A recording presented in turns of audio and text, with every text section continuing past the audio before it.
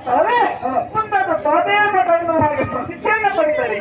ನಮ್ಮಿರುವ ಕಾಲಿಗೆ ಇಬ್ಬನಿರುವಂತಹ ಕಾರಣಿಕ ಶಕ್ತಿಯಾಗಿ ನಿಮ್ಮ ಅನುಗ್ರಹದಿಂದ ಸಹೋದರನಾದಂತ ಗಣಪ ನಮ್ಮನ್ನು ಬಿಟ್ಟಿರುವುದಕ್ಕೆ ಮನಸ್ಸಿಲ್ಲ.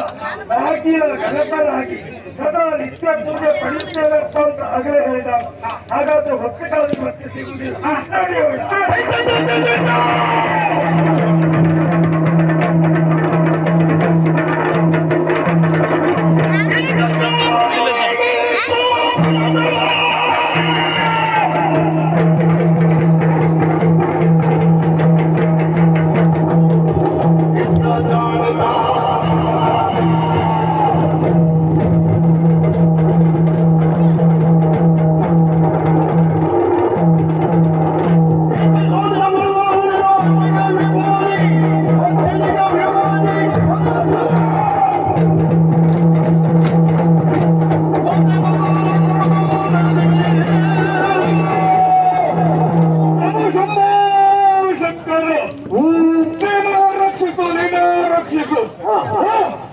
ಹೇಳಿಕೊಳ್ಳುವುದಕ್ಕೆ ಬಹಳಷ್ಟು ಸ್ವಾಮಿ ಅಳೆದು ಹೋದಂತ ಸಮಸ್ತ ದಾನವತ್ವವನ್ನೆಲ್ಲ ಒಗ್ಗೂಡಿಸಿ ಈ ಕಾಲಕ್ಕೆ ಶೋಣಿತಾಪುರದಲ್ಲಿ ಖರಾಸುರ ಎನ್ನುವ ಹಾಗೆ ಜಗತ್ತಿಗೆ ಪಾತ್ರನಾಗಿ ಈ ಕಾಲದಲ್ಲಿ ಹೋಗ್ತಾ ಇದ್ದೇವೆ.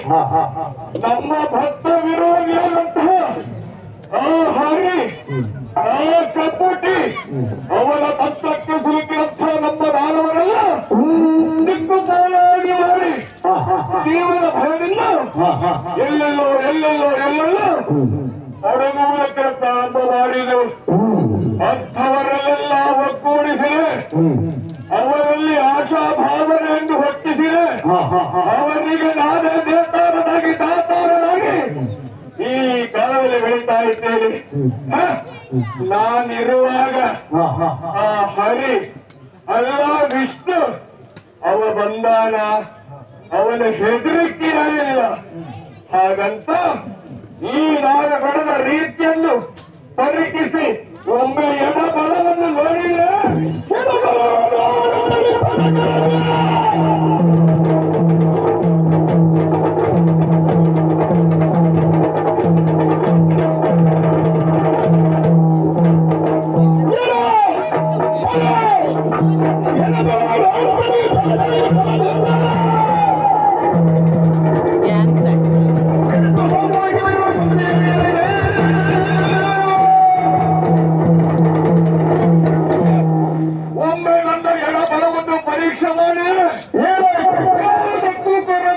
ಸ್ವಾಮಿ ಎಂಬಲ್ಲಿಗೆ ಬಹಳಷ್ಟು ಆನಂದ, ಬಹಳಷ್ಟು ಸಂತೋಷ.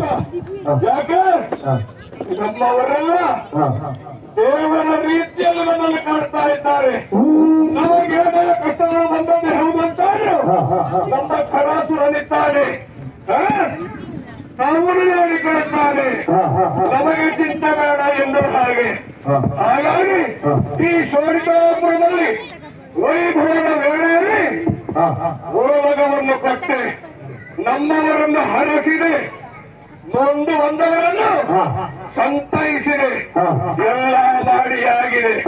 ನೋಡೋಣ ಇನ್ನೇನಾದ್ರೂ ವಿಶೇಷ ಇದೆ ಪರೀಕ್ಷಿಸ್ತೇನೆ. ಮಾಡಿ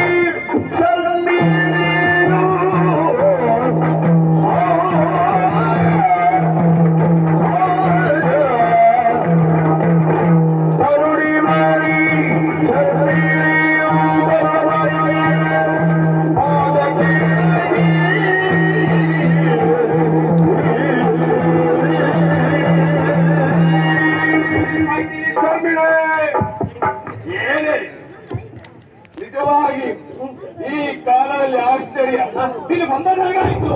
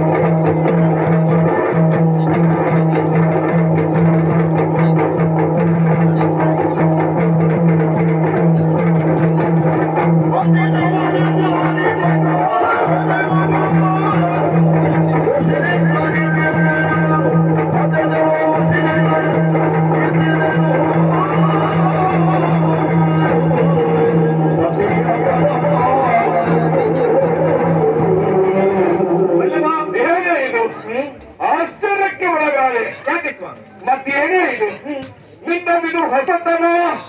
ಹೌದು ಹೌದು. ಯಾಕೆ ಯಾಕೆ? ನನ್ನ ಪರಿಪಾಠ ಹೇಗೆ ಓಲಗ ಕೊಟ್ಟಂತಹ ವೇಳೆಯಲ್ಲಿ ನೊಂದವರು ಬರ್ತಾರೆ, ಹರಸ್ಲಿಕ್ಕೆ ಬರ್ತಾರೆ.